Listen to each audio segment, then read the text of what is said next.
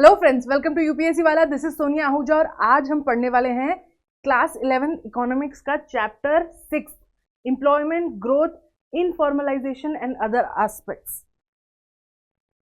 Let's first understand the heading. सबसे पहले heading समझ लेते हैं। एम्प्लॉयमेंट क्या होता है? रोजगार।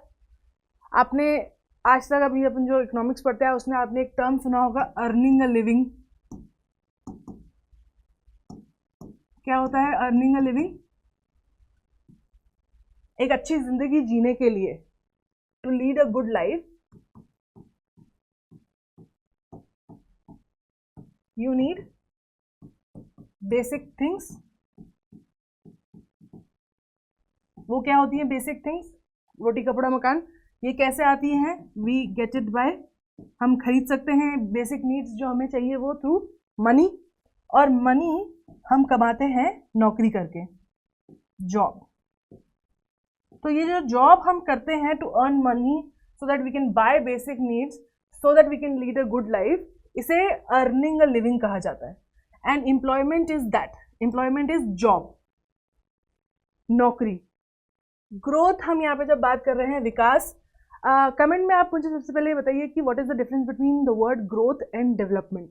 इवन दो हिंदी में जब हम उसके बारे में बात करते हैं तो हम दोनों को विकास लिखते हैं, बट देयर इज अ की difference between both of them. यहाँ हम बात करेंगे कि एम्प्लॉयमेंट का इकोनॉमिक ग्रोथ पे क्या असर पड़ता है, और हम इनफॉर्मलाइजेशन की बात करेंगे।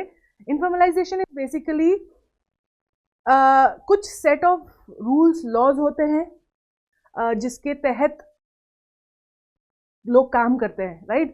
कि अगर आप किसी को काम करा रहे हो तो आपको उसको पैसे देने होंगे, या आप एक पूरे 24 घंटे में इतने ही घंटे किसी आदमी से काम करा सकते हो, या आप उसको या हायर किसको कर सकते हो, किसको नहीं कर सकते हो, किस बेसिस पे कर सकते हो या किस बेसिस पे हायर आप नहीं कर सकते हो। ये सब एक तरीके से हमारे लीगल सिस्टम में फिक्स्ड है, पॉलिसीज में। Informalisation is basically the process जब एम्प्लॉयमेंट, नौकरी, जॉब इस फॉर्मल सेटअप के बाहर चलने लग जाती है। ठीक है, वो तो हम इसको और डिटेल में बात करेंगे, यू विल अंडरस्टैंड इट क्या होता है। बेसिक मैं डेफिनेशन एक आपको बता रही थी, we will talk about it and you will understand exactly what informalisation is. So now let's understand the definition of employment. Employment क्या होता है? तो सबसे पहला सवाल है, व्हाई डू पीपल वर्क? लोग काम क्यों करते हैं? तो हमने ऑलरेडी देख लिया लोग क्यों काम करते हैं, because they want to earn money so that they can live a good life, है ना? लोग पैसा कमाने के लिए काम करते हैं। तो एम्प्लॉयमेंट क्या होता है? Employment is a relationship between two parties, दो लोगों के बीच में, दो पार्टीज के बीच में एक रिलेशनशिप होती है जिनका नाम होता है एम्प्लॉयर और एम्प्लॉई। एम्प्लॉयर जो नौकरी देता है, एम्प्लॉई जो नौकरी करता है।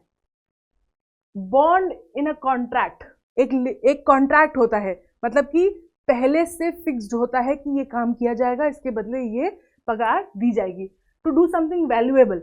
अब अगर आपके और मेरे बीच में कॉन्ट्रैक्ट हुआ जिसमें मैं आपको पैसे दे रही हूँ किसी को मारने के लिए, तो वो एम्प्लॉयमेंट नहीं कहा जाएगा, बिकॉज हम क्या बात कर रहे हैं? वैल्यूएबल, है ना? हम कुछ वैल्यू एडिशन कर रहे हैं, कुछ प्रोड्यूस कर रहे हैं, ठीक है? तो that is not considered a contract, it is part of employment, कि कुछ आप वैल्यू एडिशन कर रहे हो सोसाइटी में, जनरली उसे हम बोलते हैं। इन रिटर्न ऑफ मनी, जिसे हम सैलरी बोलते हैं। तो हर कोई काम नहीं, ऐसा नहीं आपको कुछ भी काम बोला तो वो एम्प्लॉयमेंट हो जाएगा। कुछ वैल्यू एडिशन का काम बोला जाए और उसके रिटर्न में आपको सैलरी या पैसा दिया जाए, इसे हम कहते हैं employment. So this is an act of employing, इसे एक्ट ऑफ एम्प्लॉइंग भी बोलते हैं, कि मैंने किसी को हायर किया, मैंने किसी को एम्प्लॉय किया, या being employed, state of being employed, या नौकरी करना, है ना? तो work plays an important role in the lives of individual as members of society. बोलते हैं ना, खाली घर, खाली दिमाग शैतान का घर होता है। सोसाइटी में हमारे यहाँ आज भी लोग काम ना करने वाले इंसान को, गलत काम करने वाले इंसान के ऑलमोस्ट उस लेवल पे रखा जाता है, ठीक है? इवन दो दोनों में बहुत फर्क है, एक कुछ नहीं कर रहा है, एक गलत काम कर रहा है, ठीक है? लेकिन हम उतना ही उसको वैल्यू देते हैं जितना एक गलत काम को हम देते हैं। क्यों? क्योंकि हमारी सोसाइटी कुछ इस तरीके की है जिसमें सोशली एक्सेप्टेबल है, या सोशली ये क्या बोल सकते हैं कि वैल्यू मान ली गई है कि आपको कुछ ना कुछ करना ही है, चाहे फिर वो काम से आप पैसे कमा रहे हो या ना कमा रहे हो वो, लेकिन कुछ वैल्यू एडिशन का काम आपको करना ही है। People work to earn a living, है ना। Being employed to work gives a sense of self worth. जैसा कि मैंने कहा कि सोसाइटी में हम उन लोगों की बिल्कुल वैल्यू नहीं करते जो काम नहीं करते हैं, तो इसीलिए काम करने से ना सिर्फ हमें पैसे मिलते हैं बट हमें एक सेल्फ वर्थ मिलती है, हमें ज़िंदगी का एक मीनिंग मिलता है कि एक मीनिंगफुल वे में हम कुछ कर रहे हैं। तो इसलिए इसमें वो भी चीज़ काउंट की जाएगी जो हो सकता है कि आपको पैसे ना मिल रहे हों उस चीज़ करने से, लेकिन उससे कोई ना कोई वैल्यू एडिशन हो रहा है, तो वो भी काम कहा जाएगा। So getting the basics right, so let's understand कि कुछ बेसिक कॉन्सेप्ट हमको क्लियर कर देते हैं ताकि जो आगे का कन्वर्सेशन है हमारा इसमें वो ईजी हो जाएगा। तो एक वर्कर क्या होता है? A worker is an individual, ठीक है, एक इंसान who is in some employment, जिसकी कोई तो नौकरी है जिससे वो लिविंग अर्न करता है। ही और शी और they are engaged in some form of production activity, है ना। तो अगर एक वर्कर को आपको डिफाइन करना है तो उसके 4 मेन पॉइंट्स हैं। एक तो पहला कि ये वर्कर कोई इंडिविजुअल हो, ग्रुप ऑफ पीपल को नहीं बोल सकते आप वर्कर, एक इंसान को बात करते हो, इंडिविजुअलिटी की बात चल रही है, एक इंसान को कहा जाता है वर्कर जो कि एम्प्लॉयड हो। एम्प्लॉयड मतलब क्या, उसका कोई कॉन्ट्रैक्ट हो, है ना। हमने देखा एम्प्लॉयमेंट क्या है, कॉन्ट्रैक्ट, है ना।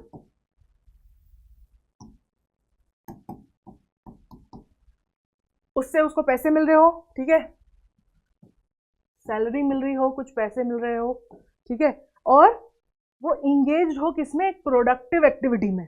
मतलब कि अगर वो एक्टिविटी प्रोडक्टिव नहीं है तो फिर उसे वर्कर नहीं कहा जाएगा। तो ये 3-4 इंपॉर्टेंट चीजें हैं। मतलब if you ever want to define a worker कि भाई कौन होता है वर्कर, कार्यकर्ता है कौन, तो ये 4 इंपॉर्टेंट एस्पेक्ट्स हैं। This is what makes a worker. उसके बाद अच्छा, अब हमने बोला कि हाँ भाई एक वर्कर है वो प्रोडक्टिव एक्टिविटी करेगा, उसको उसके बदले में पैसे मिलेंगे तो ही वो वर्कर है। तो ये प्रोडक्टिव एक्टिविटी होती क्या है? तो हमने सबसे पहले 9th क्लास के सबसे पहले चैप्टर में पढ़ा था प्रोडक्शन के बारे में, उत्पाद के बारे में। तो it refers to the process of producing goods and services, वस्तुएं एवं सेवाओं का उत्पाद जिसे हम कहते हैं वो है प्रोडक्शन। कोई भी चीज या कोई सर्विस को प्रोड्यूस करना, उसको प्रोडक्टिव एक्टिविटी कहा जाता है। These activities add to the GDP. कैसे आप बताओगे कि कोई एक्टिविटी प्रोडक्टिव है? क्या वो जीडीपी में ऐड कर रही है, क्या वो ग्रोस डोमेस्टिक प्रोडक्ट में ऐड कर रही है, क्या उसे हम इनकम बोल सकते हैं देश की। और दूसरा, ये सब together are known as economic activity. तो कोई भी प्रोडक्शन हो रहा है गुड्स और सर्विस का जिससे कि कुछ अर्निंग हो रही है, तो they can also be called as economic activity, है ना। Now let's understand the word work force. अब यहाँ पे जो वर्ड फोर्स है ना, वो फिजिक्स वाला फोर्स नहीं है। हमने जब एक वर्कर की बात की थी तो हमने क्या बोला था, इट इज इंपॉर्टेंट कि वर्कर एक इंडिविजुअल हो। तो वहीं जब हम वर्कर को सिंगुलर मान रहे हैं तो वर्क फोर्स जो है उसका प्लूरल हो जाता है। मीन्स बहुत सारे वर्कर एक साथ जब किसी प्रोडक्टिव एक्टिविटी में इंगेज होते हैं तो उन्हें वर्क फोर्स कहा जाता है। अब वो डिफाइन किया जा सकता है वर्क फोर्स 2-3 तरीकों से, कि एक ही कंपनी में काम करने वाले सारे लोग, तो उनको बोल सकते हैं work force of PW, right. या फिर एक जैसा काम करने वाले, वर्क फोर्स ऑफ टीचर्स। या फिर एक एरिया की बात कर सकते हैं, वर्क फोर्स ऑफ इंडिया, है ना। तो जो भी पैरामीटर में हम बात कर रहे हैं उसमें सारे लोग जो इंडिविजुअल वर्कर्स हैं उनको एक साथ हम उस जगह की वर्क फोर्स कहते हैं। सो persons who are engaged in productive activity that are termed as workers, they constitute the workforce, है ना। The workforce is the total number of person actually working. क्या है वर्कफोर्स? वर्कफोर्स इज जितने लोग काम कर रहे हैं, काम कर सकते हैं, और जो एक्चुअली में कर रहे हैं उन्हें हम वर्कफोर्स कहते हैं। वर्कफोर्स पार्टिसिपेशन रेट, पार्टिसिपेशन मतलब भाग लेना। तो वर्कफोर्स पार्टिसिपेशन क्या होता है? देखो आपकी फैमिली में, या आप एक नॉर्मल फैमिली देखोगे तो उसमें क्या होता है, माँ बाप होते हैं, उनके 2 या 3 बच्चे होते हैं, वो लोग के स्पाउसेस होते हैं, वो स्पाउसेस में से कुछ लोग काम कर रहे हैं, कुछ लोग नहीं काम कर रहे होते, फिर बच्चे होते हैं जो स्कूल जा रहे होते हैं। तो मान लो एक नॉर्मल सा परिवार है जिसमें है मम डैड, ठीक है, उनके हैं 4 बच्चे, 2 लड़के 2 लड़कियां। अब आप देख रहे हो उसमें से उन सबके एक स्पाउस है और इन सबके खूब सारे चुनु मुनु बच्चे हैं। तो अब इसमें से आप देखोगे कि हो सकता है mother doesn't work because she is the house wife, father still works, ठीक है। अब हो सकता है ये जो 8 पेयर हैं इसमें से हो सकता है ये मतलब सॉरी 4 पेयर हैं, ये 8 लोग हैं, हो सकता है इसमें से 5 काम करते हो और 3 नहीं करते हो, कोई से भी 3 नहीं करते, ओके। एंड देन इसमें से जो बच्चे हैं उसमें से हो सकता है कुछ अभी भी स्कूल में हो और कुछ कॉलेज ऑलरेडी ग्रेजुएट कर चुके हो तो वो काम कर रहे हो। तो इस फैमिली यूनिट में सारे लोग तो काम नहीं कर रहे ना, कुछ लोग नहीं कर रहे हैं, कुछ लोग कर रहे हैं, है ना। तो वैसे ही देश में सारे लोग काम नहीं करते, तो all population is not equal to workforce. Workforce सिर्फ वही लोग होते हैं जो काम कर रहे होते हैं।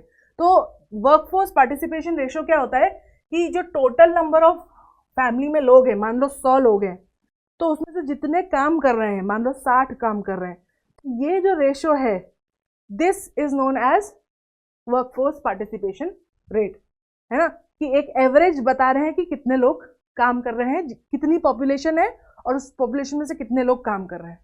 उसके बाद लेबर सप्लाई, लेबर क्या होता है, श्रम, मेहनत। तो जो लोग मेहनत करते हैं, लेबर करते हैं, उन्हें भी हम लेबरर या लेबर बोल सकते हैं। लेबर सप्लाई मतलब क्या होता है, सप्लाई क्या होता है, अवेलेबिलिटी, किसी चीज का होना, राइट। तो लेबर सप्लाई क्या होता है, refers to an amount of labour that the workers are willing to do. कितना काम करने के लिए वो रेडी हैं एट गिवन वेज रेट, ठीक है। कि मान लो कि एक एवरेज दिहाड़ी है वो 1000 रुपये चल रही है, तो हो सकता है कि 100 लोग हैं काम करने वाले और एक दिन के 8 घंटे काम करने के आपको 1000 रुपये मिलते हैं। तो हो सकता है कि इसमें से खाली 60 ही वो लोग हों जो काम कर सकते हैं, है ना। मतलब कि बाकी या तो बच्चे हैं या बूढ़े हैं या किसी तरीके से विकलांग हैं, ठीक है। और जो 60 हैं उस 60 में से हो सकता है कि 40 जो हैं वो बोल रहे हो कि हाँ ठीक है, हम 1000 रुपये दिहाड़ी में काम करने को रेडी हैं 8 घंटे। बाकी जो 20 है वो शायद बोले कि नहीं ये तो कम है हमारे लिए बहुत ज़्यादा, हम इतने में काम नहीं करेंगे। तो लेबर सप्लाई इज दिस, कि कितने लोग दिए हुए प्राइजेस पर, दिए हुए वेज रेट पर काम करने के लिए तैयार हैं।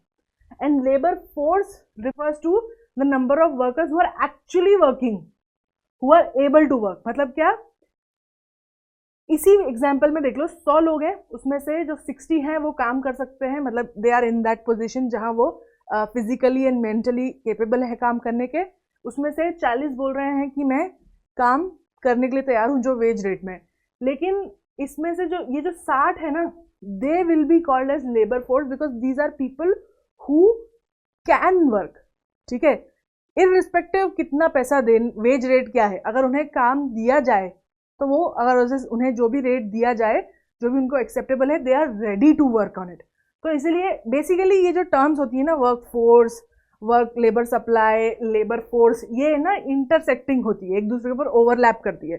मतलब कि हो सकता है कि फॉर एग्जाम्पल ये जो 40 लोग हम यहाँ बात कर रहे हैं, जो या तो ओल्ड हैं या बहुत यंग हैं, मान लो इसमें से कोई ऐसा इंसान भी तो हो सकता है कि जो है ग्रेजुएट लेकिन उसको और आगे पढ़ना है, तो ही इज टेकिंग और she is taking a 1 year gap, तो he will be considered here but will not be considered here, right?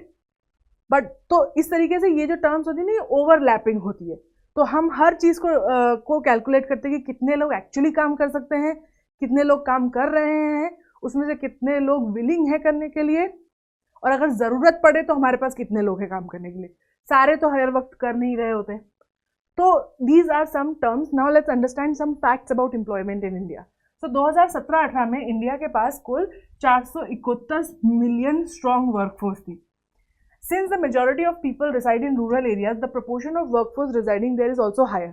क्योंकि हमारे देश में रूरल इंडिया में गांव में ज्यादा पॉपुलेशन है, इसीलिए वर्कफोर्स का प्रोपोर्शन भी गांव में ज्यादा है ना। और रूरल वर्कर्स कॉन्स्टिट्यूट 2/3 एंड मतलब कि जो टोटल लोग हैं, ये जो 471 मिलियन लोग हैं, उसमें से 2/3 लोग रूरल इंडिया से आते हैं। Main form the majority of workforce. India की जो वर्कफोर्स है वो मेजॉरिटी उसमें आदमी काम करते हैं, औरतें सिर्फ 33% है, 77% of them are men, so 33% of them are women. women worker accounts for 1/4 of the rural workplace, whereas they are just 1/5 of the workplace in urban area. मतलब क्या कि रूरल में अगर 100 लोग काम कर रहे हैं, ठीक है, तो क्या बोल रहा है 1/4 मतलब कि 25। रूरल में अगर 100 लोग हैं तो उसमें 100 लोग अगर काम कर रहे हैं तो उसमें से 25 लेडीज हैं, और अर्बन में अगर 100 लोग काम कर रहे हैं तो उसमें से केवल 20 are female. So that means क्या कह रहे हैं वो कि रूरल एरिया में there are more percentage of women working, है ना, number of women working in the total number of workforce is higher in rural area. अब बात करते हैं participation of people in employment की। The worker population ratio is indicator that use to analyse employment. Worker population ratio क्या है, हमने अभी देखा कि भाई कितने लोग हैं और उसमें से कितने लोग काम कर रहे हैं, राइट। वो इंडिकेट क्या करता है, क्या बताता है वो हमें कि हमारी देश में एम्प्लॉयमेंट की क्या सिचुएशन है, ठीक है। द रेशियो इज यूजफुल, ये रेशियो बहुत काम की चीज होती है क्योंकि ये हमें बताता है कि पॉपुलेशन की हमारे देश की जो जनसंख्या है उसमें से कितनी पॉपुलेशन का कितना हिस्सा एक्टिवली कंट्रीब्यूट कर रहा है गुड्स और सर्विसेज बनाने में। मतलब क्या, हमारे पास अगर 100, हमारे देश में अगर 100 लोग हैं तो हमें इससे पता चलता है कि कितने उसमें से लोग जो हैं वो हमारे जीडीपी में कंट्रीब्यूट कर रहे हैं, गुड्स एंड सर्विसेज पैदा कर रहे हैं। क्योंकि देखो खा तो 100 की 100 रहे हैं, राइट। मतलब अगर आप कंजम्पशन की बात करो तो जो 40% लोग हैं जो काम नहीं करते, मान लो इन 100 में से जो 40 लोग हैं जो काम नहीं कर सकते फॉर वट एवर रीजन, वो लोग भी तो जी रहे हैं ना, उनकी बेसिक नीड्स भी तो पूरी हो रही है। They are also drinking water, eating food, buying cloth, right.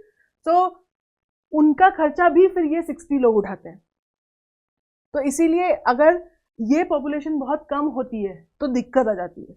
इसीलिए हम इस पॉपुलेशन का यूज करते हैं, इस इंडिकेटर का यूज करते हैं, क्योंकि ये हमें बताता है कि कितने लोग इस वक्त काम कर रहे हैं।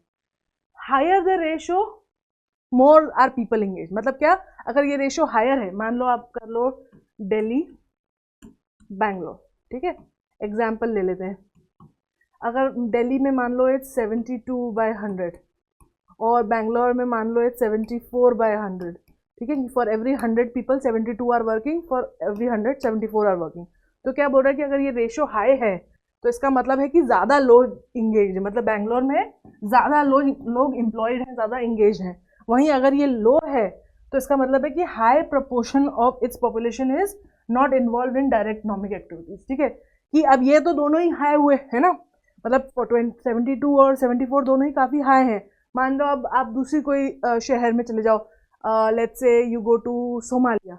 सोमालिया में आप देखोगे कि for every 100 people only 10 are working, ठीक है। So this is considered as low. This is high ratio, this is low ratio. High ratio बोल रहा है कि लोगों का एंगेजमेंट बहुत ज़्यादा है, लो रेशो ये बता रहा है कि बहुत ही कम लोग इकोनॉमिक एक्टिविटीज़ में इंगेज्ड है ना, ये बता रहा है वो। सो नाउ लेट्स अंडरस्टैंड, ये वर्कर पॉपुलेशन रेशो इंडिया है 2017-18 के आंकड़े हैं। तो उसमें आप यहाँ पे देख सकते हो क्या दो एक्सिस पे बात चल रही है। एक तो जेंडर के ऊपर कि मेन कितने हैं और वुमेन कितनी है, और रूरल एरिया में है या अर्बन एरिया, ग्रामीण है या शहरी है। तो यहाँ पे टोटल आपको दिख जाएगा नीचे, ठीक है। तो वो क्या बोलने की कोशिश कर रहे हैं कि देखो आप इसको इस तरीके से पढ़ सकते हो that in rural area total out of all we for 34% of the people are working, ठीक है। उसमें से 100 में से 52 of them are men, 16.5 are women, ठीक है। एंड इन रूरल एरिया ये रेशो देखो इस तरीके का है 51:17, और यहाँ पे शहर में 53 मतलब अर्बन एरिया में less women are working, more men are working. So this is how you can read this data. Overall rate of participation in the country is not very high. हमने एक चीज देखी कि भाई रेट ऑफ पॉपुलेशन, मतलब जो population workforce rate है आपका कि कितनी पॉपुलेशन है और कितने लोग काम कर रहे हैं, वो इंडिया में बहुत अच्छा नहीं है ना। Implying that not many people are engage in production activity. क्या मतलब है कि इससे हमें पता चल रहा है कि ज़्यादा लोग उत्पाद गतिविधियों में हिस्सा नहीं ले रहे हैं। The participation rate in rural areas is higher than urban, मतलब क्या कि रूरल में लोग ज़्यादा काम कर रहे हैं compare to urban. The participation rate of women is higher in rural area, rural area में वुमेन ज़्यादा काम करती है as compare to urban area. उसके बाद compare to females more males are found in working, obviously हमने इसमें ये भी देखा कि men are more in the workforce as compared to women.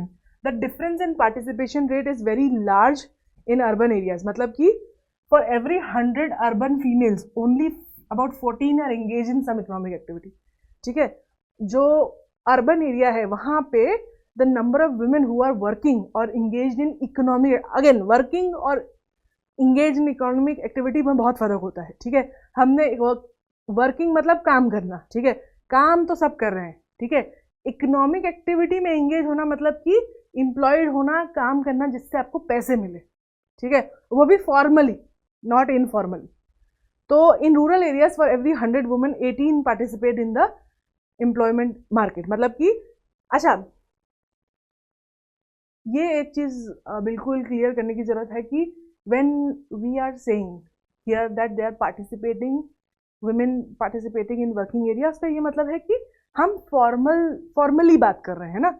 Informally women take care of household, they raise children, they cook clean, तो वो भी काम होता है, उसके बदले उन्हें अर्निंग नहीं होती है। इसका ये मतलब नहीं है कि वो काम नहीं है, ठीक है। Now let's understand self employment क्या होता है और हायर्ड वर्कर क्या होता है। Self employed workers are those who are engaged in their own business और प्रोफेशन, ठीक है। सेल्फ एम्प्लॉयड मतलब क्या, मैं खुद का बॉस, उसको सेल्फ एम्प्लॉयड। तो ऑल द बिजनेस जो दुकान वगैरह खोल के बैठते हैं, बिजनेसेस ज़्यादा कर, उन्हें सेल्फ एम्प्लॉयड कहा जाता है, क्योंकि उनकी सैलरी कहाँ से आ रही है, वो खुद दे रहे हैं अपनी सैलरी, है ना। For example a farmer who is working on his own farm, he is self employed, है ना। The category accounts for more than 50% of the workforce, मतलब 50% ऑफ द वर्कफोर्स इसी तरीके से काम करती है, मतलब वो खुद के ही बिजनेस कर रही है, खुद ही के लिए काम कर रही है, किसी और के लिए कॉन्ट्रैक्ट नहीं है। देखो खुद के साथ काम करने में कॉन्ट्रैक्ट नहीं होता है, कॉन्ट्रैक्चुअली जब आप काम करते हो तो आप किसी और के साथ करते हो, दो लोग मिलकर काम करते हैं, मैं काम करूंगा वो पैसे देगा। पर सेल्फ एम्प्लॉयड में ये बात होती है कि मैं ही खुद कमा रहा हूँ, मैं ही काम कर रहा हूँ, मैं ही एम्प्लॉयर हूँ, मैं ही एम्प्लॉय हूँ। So now so hired worker क्या होते हैं, hired worker are those people जो कोई सर्विस देते हैं, दे रेंडर देयर सर्विसेज, मतलब कि वो आपके लिए कुछ काम करते हैं और उसके बदले उन्हें एज अ रिवॉर्ड या तो सैलरी या वेजेस या कोई और काइंड का पेमेंट किया जाता है, ठीक है। मतलब कि जो प्रोडक्शन हुआ वो उनका नहीं था। इसका एक बहुत अच्छा सिंपल से आप समझ सकते हो कि जैसे अगर आप एक किताब लिखते हो मानो, तो उसमें हमारे एजुकेशन इंस्टीट्यूट में भी राइटर होता है, टीचर्स असिस्टेंट, आपको पता होगा क्या होता है। टीचर्स असिस्टेंट इज वो इंसान जो टीचर की लेक्चर्स बनाता है, जैसे हमारे केस में पावर पॉइंट प्रेजेंटेशन हो गए, या यूजुअली प्रोफेसर्स वगैरह के लिए जो क्लास के नोट्स बनते हैं। अब अगर मैं किताब लिख रही हूँ तो वो किताब छप रही है और उसका सारा पैसा मुझे आ रहा है, ठीक है, तो वो एक सर्विस नहीं होगी, ठीक है। लेकिन अगर मैं किसी और के लिए लिख रही हूँ तो उसके बदले मुझे, अब मैं खुद बुक लिख रही हूँ तो मुझे क्या मिलेगा, fame, right. I get the money as well as I get the fame of author. But when I am writing for someone else, तो मुझे वो जो लिखावट है वो मेरी नहीं है, वो मैंने किसी और को दे दी है, तो वो सर्विस मैंने उसको लिखने वाली दी है, उसके बदले that person gives you money, right. You do not have the right over that action. तो ऐसा बेसिकली जब भी आप कुछ ऐसा काम करते हो जिसके बदले आपको कुछ मिलता है, तो उसे हम हायर्ड वर्किंग बोलते हैं। कैजुअल वर्कर्स क्या होते हैं, कैजुअल वर्कर्स आर पीपल जो डेली काम नहीं करते, मतलब कि उनका काम ऐसा होता है कि जैसे रोज ऑफिस, मतलब फिक्स्ड इनकम नहीं होती कि भाई पूरे महीना भर आपको काम करना है, पूरे साल भर आपको काम करना है, हर महीने आपको सैलरी मिलेगी। Casual workers are people who work कुछ टाइम के लिए, कुछ समय के लिए किसी एक पर्टिकुलर प्रोजेक्ट पे काम करते हैं, then the project is over, they are done. The employers do not hire them on regular basis, मतलब क्या, वो तो रोज काम करते हैं पर अलग अलग लोगों के लिए काम करते हैं, ठीक है। लेकिन फॉर एग्जाम्पल ले लो प्लम्बर, ठीक है, प्लम्बर जो है वो एक आज आपके घर पे काम कर रहा है, कल किसी और के, तो आप उसको फ्रीक्वेंटली हायर करते हो पर रोज आपके यहाँ वो काम नहीं करता। Regular workers are permanent payroll workers, means what, regular workers वो होते हैं जो पूरा साल और हर पूरा महीना काम करते हैं और हर महीने उन्हें सैलरी मिलती है। A regular worker is usually a skilled labour, वो क्या बोल रहा है कि यूजुअली अगर कोई इंसान हायर्ड है, रेगुलर वर्कर है, मतलब वो पूरे साल काम कर रहा है, उसको पेरोल पे है, तो उसकी स्किल यूजुअली ज़्यादा होती है। तो when you have less skill you tend to work more in wages, मतलब अगर आपके पास ज़्यादा स्किल नहीं है, आप अनस्किल्ड हो, तो आप मैनुअल लेबर ज़्यादा करोगे। अब बात करते हैं employment in firm, factories and offices. In the course of the economic development of country, labour flows from agriculture to other activities like industry. हमने देखा था लास्ट टाइम हम जब डेवलपमेंट की बात कर रहे थे कि जब भी डेवलपमेंट होता है किसी देश में, तो उसका एग्रीकल्चर सेक्टर श्रिंक होता है, उसका मैन्युफैक्चरिंग सेक्टर इंक्रीज होता है, फिर मैन्युफैक्चरिंग सेक्टर इंक्रीज होता है, तो उसके बाद टर्शरी सेक्टर इंक्रीज होता है। तो हमने देखा कि जब भी इकोनॉमिक डेवलपमेंट होता है, विकास होता है, तो क्या होता है, लेबर जो है ना वो रूरल से अर्बन की तरफ, एग्रीकल्चर से इंडस्ट्री और सर्विसेज की तरफ मूव करती है, which we are seeing in the country. हम देख ही रहे ना कितने लोग, अगर मुंबई दिल्ली जैसे शहरों में इतना गोड़ है, इतने लोग हैं, तो वो इसलिए बिकॉज वो रूरल एरिया से अर्बन एरिया में आते हैं काम करने के लिए। In the process worker migrate, है ना, तो इस प्रोसेस को क्या बोलते हैं, माइग्रेशन, एक जगह से दूसरी जगह जाना काम के कारण। फ्रॉम रूरल टू अर्बन, है ना, गांव से शहरों की तरफ लोग माइग्रेट होते हैं। Generally we divide all productive activities into 3 different divisions, है ना। जो भी इकोनॉमिकली प्रोडक्टिव एक्टिविटीज होती है, जो भी काम लोग करते हैं, जो भी गुड्स और सर्विसेज प्रोड्यूस होती है, उनको हम 3 कैटेगरीज में डिवाइड करते हैं। उन्हें क्या बोलते हैं हम, प्राइमरी सेक्टर, सेकेंडरी सेक्टर और टर्शरी सेक्टर। प्राइमरी सेक्टर को हम बोलते हैं एग्रीकल्चर सेक्टर, उसमें हम वो वाले काम करते हैं, ये मैं फटाफट रिकैप कर रही हूँ। एग्रीकल्चरल सेक्टर भी कहा जाता है, इसमें हम agriculture, forestry, logging, etching, mining, quarrying, fishing, ये सब करते हैं। जब भी हम नेचर को मैनिपुलेट करके उससे कुछ ग्रो करते हैं, प्रोड्यूस करते हैं, तो उसे हम प्राइमरी सेक्टर बोलते हैं। टर्शरी सेक्टर को मैन्युफैक्चरिंग या इंडस्ट्रियल सेक्टर भी कहा जाता है, जब हम उन्हीं चीज़ों के ऊपर जो हमने प्रोड्यूस करी है प्राइमरी सेक्टर में, उसके ऊपर कुछ और एक्शंस करके, कुछ और चेंजेस करके उसमें वैल्यू एडिशन करते हैं, तो उसे हम सेकेंडरी बोलते हैं। तो हर तरीके की जितनी भी फैक्ट्रीज है वो यहाँ पे आती है। टर्शरी सेक्टर इंक्लूड्स ट्रेड, इसे हम सर्विस सेक्टर भी बोलते हैं। Trade, transport, storage, services, basically एक इकोनॉमी को नॉर्मली चलने में जो भी चीज़ों की ज़रूरत होती है, communication, transport, health care, schooling, उन सब में जो लोग काम करते हैं, सर्विस करते हैं, उन्हें हम सर्विस सेक्टर बोलते हैं। तो यहाँ पे आपको कुछ डाटा मिल जाएगा। उन्होंने क्या किया, हमने ये तो ऑलरेडी पढ़ा था कि मेल, फीमेल और अर्बन, रूरल, है ना। लास्ट टाइम के डाटा में हमने पढ़ा था ऑलरेडी कि रूरल और अर्बन एरिया में मेन और वुमेन कैसे। अब इन्होंने इस पूरे को एक तरफ डाल दिया है, and now we are talking about कि सेक्टर्स के हिसाब से। तो यहाँ क्या देखोगे, रूरल में प्राइमरी सेक्टर में कितने ज़्यादा लोग काम करते हैं, पर वहीं आप देखोगे अर्बन में प्राइमरी सेक्टर में इतने ज़्यादा लोग काम नहीं करते, है ना। मतलब क्या, फार्मिंग, माइनिंग, फॉरेस्ट्री, ये सब चीज़ें रूरल एरिया में ज़्यादा होती है, ग्रामीण में ज़्यादा होती है। अर्बन एरिया में बहुत कम लोग प्राइमरी में काम करते हैं। वहीं आप देखोगे टर्शरी सेक्टर जो होता है, सर्विस सेक्टर, आप देखो गांव में सर्विस सेक्टर बहुत कम है, सर्विस और मैन्युफैक्चरिंग ऑलमोस्ट सेम जगह पे, ठीक है। वहीं अर्बन में देखो 60% of the workers are working in tertiary sector in urban area. वहीं आप मेन और वुमेन का डिस्टिंक्शन देख लो। प्राइमरी सेक्टर में men are 40%, women are more, ज़्यादा लेडीज काम करती हैं प्राइमरी सेक्टर में। यहाँ पे फिर देखो सेकेंडरी इंडस्ट्रियल सेक्टर में फिर मेन ज़्यादा काम करते हैं, वुमेन कम काम करती है। और टर्शरी सेक्टर में थोड़ा सी सिमिलैरिटी है, मतलब इससे तो कंपेयर में रहती है, लेकिन मेन ज़्यादा काम करते हैं, वुमेन कम काम करती है। लेकिन आप देखो ये दोनों अमाउंट सेम है, number. So that means as compare to manufacturing industry, women do work a lot more in tertiary sector but not more than men। तो ये you can understand कि इससे हमें पता चलता है कि कौन क्या प्रेफर कर रहा है। तो हम इससे 2-3 चीज़ें निकाल सकते हैं कि भाई गांव में लेडीज ज़्यादा काम कर रही हैं एज कम्पेयर टू अर्बन। अच्छा, अगेन यहाँ पे मैं फिर क्लियर करना चाहूँगी, when we say they are working more, we are talking about working as hired permanent workers, ठीक है, और नॉट परमानेंट बट हायर्ड, मतलब वो ऐसे काम कर रहे हैं जिससे इकोनॉमिक ग्रोथ हो रही है। Just because it says that less women are working और less men are working doesn't mean they are not doing anything else. They might be doing other things और just taking care of the household and so on. Growth and changing structure of employment. आप समझते हैं कि employment के बदलने से growth में या विकास में क्या चेंज आता है। During the period of 1950s to 2000, जो 50 साल में थे, the GDP of India grew positively, है ना। 1950 से 2000 के बीच में हमारा इंडिया का जीडीपी बहुत अच्छे से, बहुत पॉजिटिवली ग्रो किया and was higher than the employment growth. ठीक है, मतलब कि जीडीपी ज़्यादा बढ़ रहा था, एम्प्लॉयमेंट ग्रोथ थोड़ी कम पीछे थी उसके। मतलब कि ज़्यादा प्रोडक्शन हो रहा है, ज़्यादा इनकम हो रही है, लेकिन ज़्यादा लोगों को एम्प्लॉयमेंट नहीं मिल रही थी। ठीक है, हाउएवर इसको एक समझाने की कोशिश करते कि एक एग्जाम्पल लेके 100 लोग काम कर रहे थे पहले, 100 लोग हैं हमारे पास, तब भी थे, अभी भी हैं। ठीक है, ये 1950, ये 2000, ठीक है।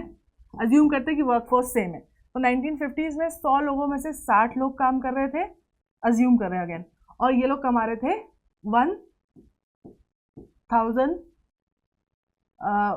लाख मान लो,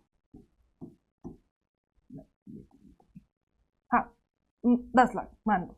अब क्या हो रहा है 2000 में, अभी भी 2000 में क्या हुआ, अभी भी 100 लोग हैं, 100 में से मान लो 65 काम कर रहे हैं। थोड़ा सा इंप्रूवमेंट हुआ है एम्प्लॉयमेंट रेट में, पहले 60 काम कर रहे थे, अब 65 काम कर रहे हैं, लेकिन यहां डबल हो गई बात कि मतलब ये 60 लोग पहले इतना कमा रहे थे, अब ये 65 लोग इतना कमा रहे हैं। मीन्स इकोनॉमिक ग्रोथ, पैसा ज्यादा आ रहा है लेकिन ज्यादा लोग काम नहीं कर रहे, मतलब कम लोग ज्यादा पैसा कमा रहे हैं। However, there has always been a fluctuation in the growth of GDP. GDP के ग्रोथ में थोड़ी सी फ्लक्चुएशन रहती है, लेकिन during this period employment grew at a stable rate of 2%। मतलब जीडीपी ऊपर नीचे हो रहा था, लेकिन growth in employment growth 2% steadily था, मतलब हर साल 2% ज्यादा लोग काम कर रहे थे। फिर क्या हुआ, इन 1972-73 about 74% of the workforce was engaged in primary sector. मतलब कि अगर 100 लोग थे तो उसमें से 74 लोग जो है वो एग्रीकल्चर सेक्टर में काम कर रहे थे।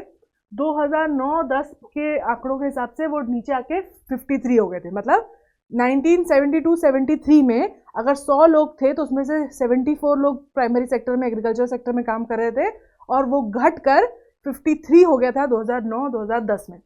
Secondary and service sectors are showing promising future Indian workforce, है ना।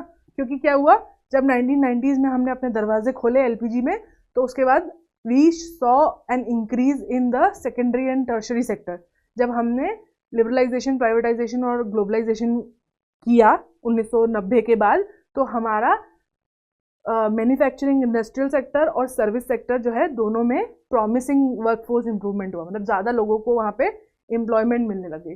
The distribution of workforce is different statuses indicate that over the last 4 decades people have moved from self-employment to regular salary job। वो क्या बोल रहे हैं, इस data से हमें ये चीज़ पता चली है कि 2000 इन डिकेड्स में, 1972 से 2010, इन 4 डिकेड्स में हमने देखा है कि लोग जो है सेल्फ एम्प्लॉयमेंट से मूव करके रेगुलर सैलरीड एम्प्लॉयमेंट पे आ गए। मतलब क्या, जैसा कि हमने ऊपर देखा, प्राइमरी वर्कर जो होते हैं ना, ज़्यादातर these are self employed more because they working on their own land, right. तो हमने नोटिस किया कि प्राइमरी सेक्टर से में 74% काम करते थे और बाद में वो 53 हो गए, क्योंकि सेल्फ एम्प्लॉय, और इसी का एक पार्ट ये है कि सेल्फ एम्प्लॉयड से ज़्यादा लोग सैलरीड हो गए।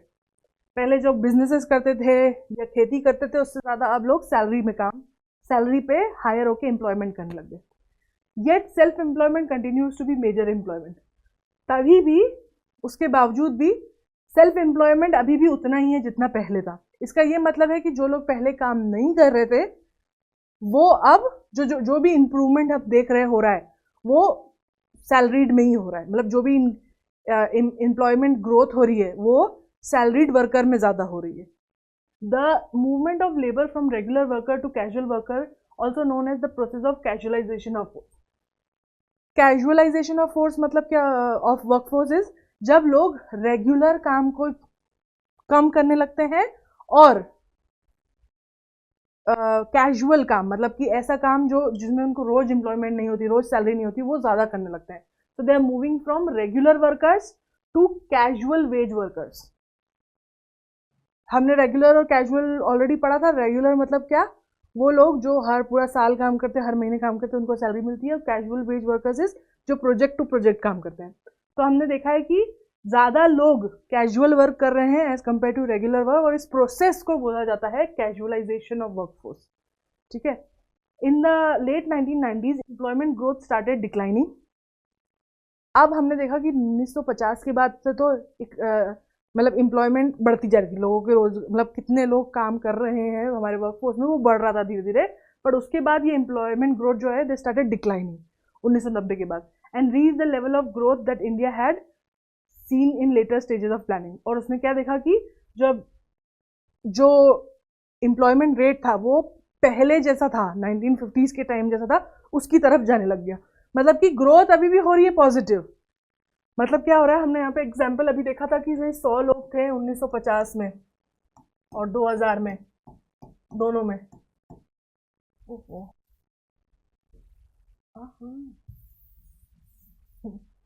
1950s में और 2000 में दोनों में 100 लोग थे।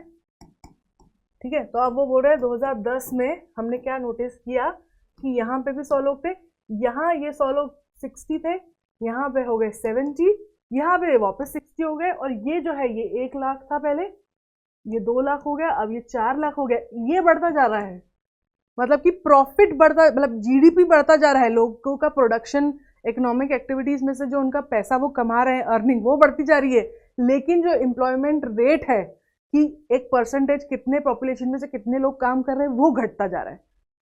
सो now during these years there were a widening gap between growth and GDP and employment. ठीक है, क्या मतलब बोल रहे हैं वो कि एम्प्लॉयमेंट कि कितने लोगों को रोजगार मिल रहा है और कितना जीडीपी ग्रो कर रहा है, इसके बीच में एक गैप आ गया, विच मीन्स कि Indian economy was generating employment, Indian economy without generating employment was producing more goods and services. मतलब कि इंडियन इकोनॉमी में कम रोजगार मिल रहा था लोगों को, कम लोगों को नौकरी मिल रही थी, लेकिन इंडियन इकोनॉमी में प्रोडक्शन गुड्स और सर्विसेज का ज्यादा हो रहा था।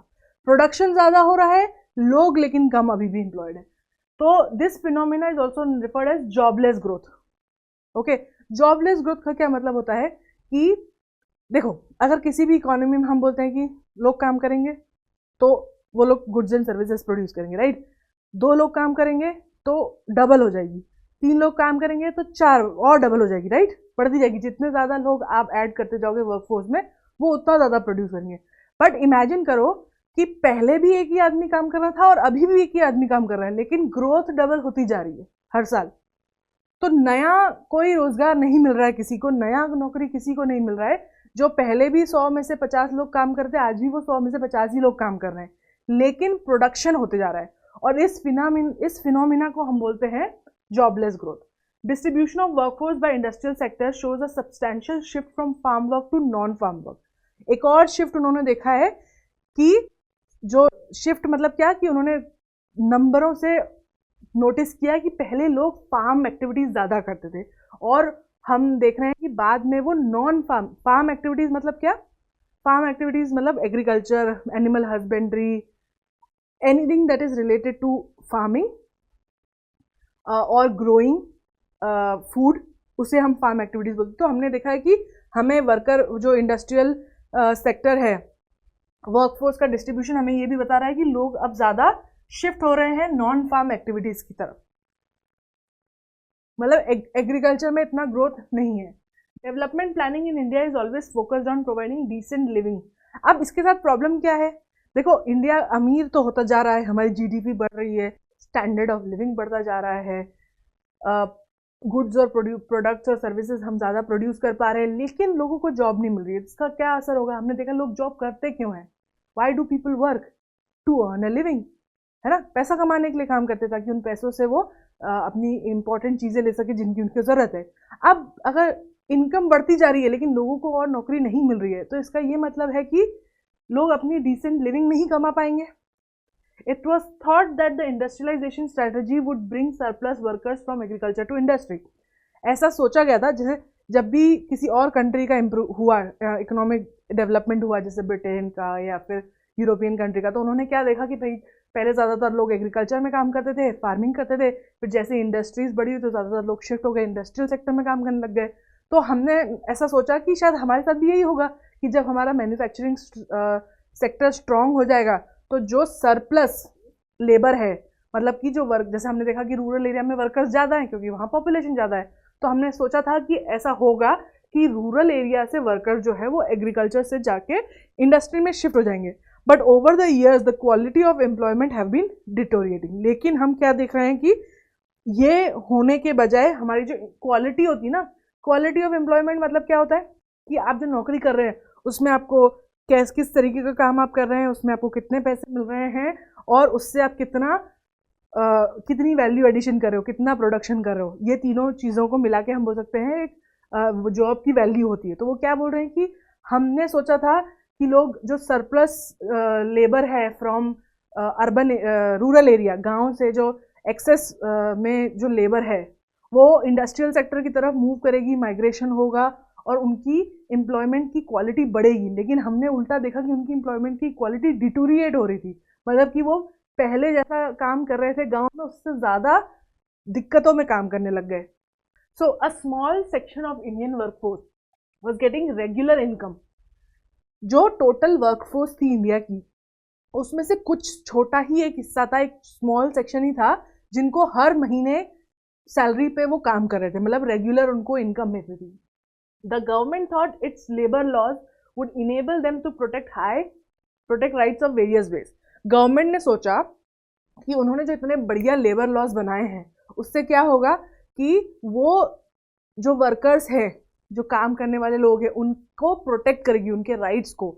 लेकिन हुआ क्या, the section of workforce from trade unions bargain and employers for better wages.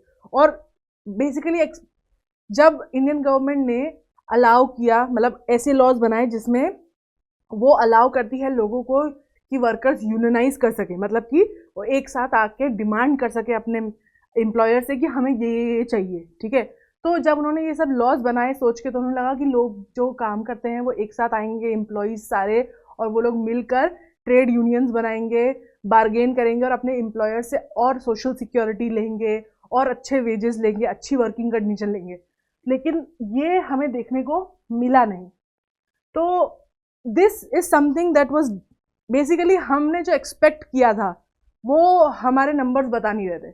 जो एक्सपेक्टेशन थी वो हमेशा से ये थी कि भाई एम्प्लॉयमेंट बढ़ेगी, लोगों को और अच्छी नौकरी मिलेगी as the GDP is rising, और स्टैंडर्ड ऑफ लिविंग अच्छा होगा। लेकिन ये सब हम देख रहे थे कि हो नहीं रहा है इतना, और बल्कि लोग रेगुलर इनकम से कैजुअल इनकम की तरफ जाते जा रहे हैं, मतलब कि जिन जो रोज सैलरी मिलनी चाहिए जिसको हर महीने साल भर, उसकी बजाय लोग ऐसे कामों में काम कर रहे हैं जहां उन्हें फिक्स इनकम नहीं मिल रही है, ठीक है। तो the workforce can be classified into 2 categories, है ना। जो वर्कफोर्स है हमारी, जो इंडिया के सारे लोग जो काम करने के लिए केपेबल हैं और काम कर रहे हैं या करना चाहते हैं, उनको हम 2 सेक्टर में डिवाइड कर सकते हैं। एक होता है formal sector, all public sector establishments and those private sector establishment which employ 10 workers और more are called formal sector. मतलब क्या कि जितने पब्लिक, मतलब क्या गवर्नमेंट की जितनी भी डिपार्टमेंट्स है, गवर्नमेंट की जितनी भी इंडस्ट्रीज़ हैं, फैक्ट्रीज़ हैं, डिपार्टमेंट्स हैं, अगर कोई भी ऐसा डिपार्टमेंट जिसमें वो 10 से ज़्यादा लोगों को हायर करते हैं वो, या फिर कोई भी प्राइवेट कंपनी, चाहे वो फिर किसी भी चीज़ की इंडस्ट्री हो, किसी भी चीज़ की मैन्युफैक्चरिंग हो, भले कॉल सेंटर हो, फिर या तो इवन एग्रीकल्चरल वर्क करते हो, लेकिन अगर वो प्राइवेट कंपनी है और वो 10 से ज़्यादा लोगों को हायर कर रही है तो वो एक फॉर्मल सेक्टर में आती है, ठीक है। मतलब कि फॉर्मल मतलब क्या कि वो किस तरीके से लोगों के साथ डील करेंगे, अपने एम्प्लॉय के साथ, उन्हें कितनी सैलरी देंगे, कितना समय काम कराएंगे, ये सब चीज़ों का जो है लॉ में फिक्स्ड लिखा हुआ है, तो इसलिए हम उन्हें फॉर्मल सेक्टर बोलते हैं। Those who work in such establishments are formal sector workers. जो इन सेक्टर्स में काम करते हैं उन्हें हम फॉर्मल सेक्टर वर्कर्स बोलते हैं। फिर आते हैं इनफॉर्मल सेक्टर। इनफॉर्मल सेक्टर क्या होते हैं? ये वो इंटरप्राइजेस है, वर्कर्स हैं जो उन मतलब इनफॉर्मल सेक्टर्स में काम करते हैं। मतलब क्या, ऐसी कंपनीज में काम करते हैं जिन, या ऐसे एस्टेब्लिशमेंट्स में काम करते हैं जिनको कोई परमिशन नहीं लेनी पड़ती। लाइक फॉर एग्जांपल, अगर कोई दुकान खोली है किसी ने, उसने अपने यहाँ पे 2 लोगों को एज अ नौकर रखा है जो उसकी दुकान पे काम कर रहे हैं, तो ये जो है ये इंटरप्राइज फॉर्मल नहीं हुई, ये इनफॉर्मल हुई। क्यों इनफॉर्मल हुई? क्योंकि एक तो पहले 10 से कम है, है ना, 10 लोगों तक बात करें। और दूसरा इसलिए भी फॉर्मल नहीं हुई क्योंकि यहाँ पे जो एम्प्लॉयर है, जो दुकानदार है, उसको कोई गवर्नमेंट बाउंडेशन नहीं है कि वो इन लोगों को कितनी सैलरी दे और कितने दिन काम कराए, कितने घंटे काम कराए और कितने कब निकाल सकते हैं। जैसे एक फॉर्मल सेटअप में आपको पहले नोटिस देना पड़ता है 1 महीने का कि हमें आपका काम अच्छा नहीं लगा तो हम आपको 1 महीने का समय देख रहे हैं, आप दूसरी नौकरी देख लो। लेकिन इनफॉर्मल सेक्टर में क्या होता है, आज कुछ गलती हुई कल निकाल दिया, तो इनकी जॉब फिक्स नहीं है ना। तो इसे इनफॉर्मल एंटरप्राइज कहा जाता है। The informal sector includes millions of farmers. कौन कौन आते हैं उसमें, फार्मर्स, एग्रीकल्चर लेबर्स, जिनके स्मॉल बिजनेसेस हैं, एंटरप्राइजेस हैं, people working in those enterprises are also, जो सेल्फ एम्प्लॉयड है, खुद के लिए काम करते हैं, who do not hire people, they are all coming under informal sector. मतलब जो भी लोग अपने खुद छोटी छोटी इन कंपनीज में काम करते हैं, फार्म लैंड में काम करते हैं, खुद के बिजनेसेस में काम करते हैं, खुद के लैंड पे काम करते हैं, या सेल्फ एम्प्लॉयड हैं, या फिर 10 से कम है किसी ने एम्प्लॉय करे हैं, तो उन सबको हम इनफॉर्मल सेक्टर में काम करते हुए बोलते हैं कि दे आर इनफॉर्मल सेक्टर के worker. Those who are working in the formal sector enjoy social security. जो लोग फॉर्मल सेक्टर में काम करते हैं उन्हें सोशल सिक्योरिटी बेनिफिट मिलते हैं। क्या है सोशल सिक्योरिटी बेनिफिट्स? उन्हें हक मिलते हैं कि वो अपने एम्प्लॉयर से फिक्स टाइम का बोल सकते हैं कि हम इतने से इतने, एक फिक्स टाइम है कि मैं इतने से इतने काम करूँगा। वो एक अपने एम्प्लॉयर से सैलरी डिमांड कर सकते हैं कि मुझे इस वक्त पैसा चाहिए और इतना पैसा चाहिए। वो उनको अगर फायर करना है या काम से निकालना है तो उसके लिए एक प्रोसीजर फॉलो करना पड़ेगा, ऐसे एकदम से नहीं निकाल सकते। उनको कुछ सिक्योरिटी मिलती है कि हाँ मुझे पता है मेरी नौकरी कहीं नहीं जाएगी, अगर मैं काम नहीं भी करूँगा तो मुझे 1 महीने के बाद निकाल दिया जाएगा, पर नोटिस दे के निकाला जाएगा, या कि अगर मुझे सैलरी नहीं मिली तो मैं काम नहीं करूँगा, है ना। पर इनफॉर्मल सेक्टर में ये सोशल बेनिफिट्स नहीं मिलते हैं। They earn more than those in the informal sector. Formal sector में यूजुअली ज़्यादा पैसे दिए जाते हैं। Workers and enterprises in the informal sector do not gate regular income. जो फॉर्मल सेक्टर्स होते हैं ना, उनमें जो इंटरप्राइजेस होती है उनको रेगुलर इनकम मिलती है। मतलब क्या, उनका ऐसा काम है जो ऑल सीजन चलता है, पूरे साल चलता है, रोज चलता है, तो उनकी इनकम कंटिन्यूसली आती रहती है। पर इनफॉर्मल सेक्टर जो होते हैं ना, अब जैसे फार्मिंग ले लो, तो फार्मिंग में हर टाइम पे हर रोज तो कुछ नहीं कमाया जाता ना। एक बार खेती कटती है, उसके बाद 3 महीने 2 महीने बैठे हो। तो ऐसे बिजनेसेस, या फिर कोई से भी देखो, मान लो कपड़े का बिजनेस है तो कपड़े का भी सीजन होता है, शूज़ का सीजन होता है, इस सीजन में ये चीज़ बिकती है। कुछ टाइम आता है जब वो चीज़ें नहीं बिकती है, राइट। तो इन सब इंटरप्राइजेस को हम अगर डिफ्रेंशिएट करना चाहते हैं तो हम बोल सकते हैं कि फॉर्मल जो इंटरप्राइजेस होती है या सेक्टर होता है, उसमें जो भी वर्क इंटरप्राइजेस होती है वो पूरे साल कमाती है, इसलिए वो पूरे साल अपने एम्प्लॉयज़ को सैलरी देती है। वेयर एज इनफॉर्मल सेक्टर की जो इंटरप्राइजेस होती है वो पूरा साल नहीं कमाती है, इसलिए वो इरेगुलरली हायर करती है। They do not have protection और रेगुलेशन फ्रॉम गवर्नमेंट। मतलब क्या, कि जो इनफॉर्मल सेक्टर में काम कर रहे हैं उन्हें गवर्नमेंट की तरफ से, सरकार की तरफ से कोई रेगुलेशन नहीं मिलता है। मतलब कि अगर आज मान लो मैं काम कर रही हूँ यहाँ पे, अगर मुझे किसी बिना कारण से निकाल दिया जाता है तो मुझे गवर्नमेंट की तरफ से प्रोटेक्शन मिलता है, क्योंकि my boss will have to reply to me कि उन्होंने मुझे क्यों निकाला, ठीक है। वहीं अगर आप बात करो, सपोज करो मैं काम कर रही होती किसी गाँव में किसी दुकानदार के दुकान पे सफाई कर्मचारी का काम कर रही होती, तो वो अगर मुझे बोलते तो कल से मत आना, हिसाब ले लो अपना, तो मैं किसके पास जाती? मैं गवर्नमेंट को जाके कुछ नहीं बोल सकती ना। तो basically this is the kind of security that formal sector provides. Government उन्हें सिक्योरिटी देता है जो कि इनफॉर्मल सेक्टर में अवेलेबल नहीं। Workers are dismissed without any compensation. अगर मुझे इस वक्त निकाला जाए तो मुझे एक कंपनसेशन मिलेगा। मतलब क्या, कि क्योंकि मैंने कॉन्ट्रैक्ट साइन किया है तो मुझे उस कॉन्ट्रैक्ट के तहत क्या मिलता है कि अगर किसी भी कारण से अगर कंपनी मुझे निकालना चाहती है तो उन्हें मुझे कुछ समय का कुछ अमाउंट देना पड़ेगा, ताकि तब तक मैं अपना लाइफस्टाइल कंटिन्यू कर सकूं जब तक मुझे दूसरी जॉब मिले। लेकिन जो इनफॉर्मल सेक्टर में होते हैं उनको कोई कंपनसेशन नहीं मिलता। उनको आज नौकरी गई, कल से भूखे, कोई पता नहीं है। As an economy grows, more and more workers will become formal sector.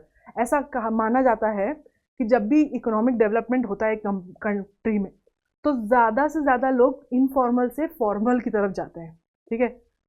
Owing to this effort, the International Labour Organization and Indian government has initiated the modernization of informal sector. लेकिन हमने क्या देखा कि इंडिया में इतना ये हो नहीं रहा है। यूजुअली जब भी ऐसा होता है कि एक कंट्री में इकोनॉमिक डेवलपमेंट होता है तो ज़्यादा से ज़्यादा लोग इनफॉर्मल सेक्टर से फॉर्मल सेक्टर की तरफ आ जाते हैं, है ना।